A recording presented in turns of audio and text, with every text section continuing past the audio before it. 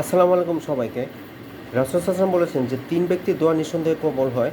১ নম্বর হচ্ছে যে পিতামাতার সন্তানের জন্য যে দোয়া করে সেটা। ২ নম্বর হচ্ছে মুসাফিরের জন্য মুসাফিরের দোয়া। আর ৩ নম্বর হচ্ছে যে মাজলুম ব্যক্তির দোয়া। অর্থাৎ ৩ ব্যক্তির দোয়া নিঃসন্দেহে কবুল হয়। ১ নম্বর হচ্ছে সন্তান পিতামাতার জন্য যে দোয়া করে সেটা। ২ নম্বর হচ্ছে মজলুম ব্যক্তির দোয়া। আর ৩ নম্বর হচ্ছে যে মুসাফিরের দোয়া।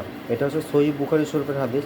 তো আমরা অবশ্যই পিতামাতার দোয়া নেব, পিতামাতার সাথে ভালো আচরণ করব, পিতামাতার জন্য খরচ করব। কারণ পিতামাতার জন্য খরচ করা আসলে সেটা খরচ বলে না, সেটাকে বলে আসলে আমাদের জন্য একটা সৌভাগ্যের লক্ষণ পিতামাতার জন্য খরচ করা।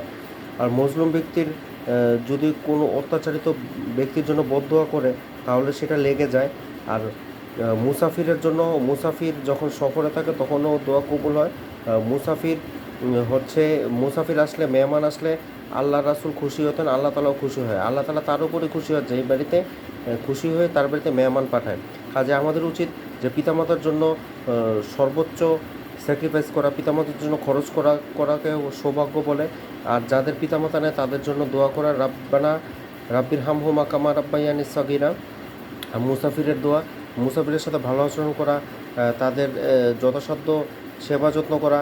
আর ৩ নাম্বার হচ্ছে যে মাজলুম ব্যক্তির দোয়া। মাজলুম ব্যক্তি, অত্যাচারিত ব্যক্তির জন্য যদি বদদোয়া করে তাহলে সেটা লেগে যায়। কাজেই আমরা নির্যাতিত ব্যক্তির পাশেও দাঁড়াবো, তাদেরকে সাহায্য সহযোগিতা করব। আমরা জান দিয়ে মাল দিয়ে চেষ্টা করব তাদের পাশে দাঁড়ানোর। তো আজকে এ পর্যন্ত। সবাই ভালো থাকবেন, সুস্থ থাকবেন। আসসালামু আলাইকুম ওয়া রাহমাতুল্লাহি ওয়া বারাকাতুহু।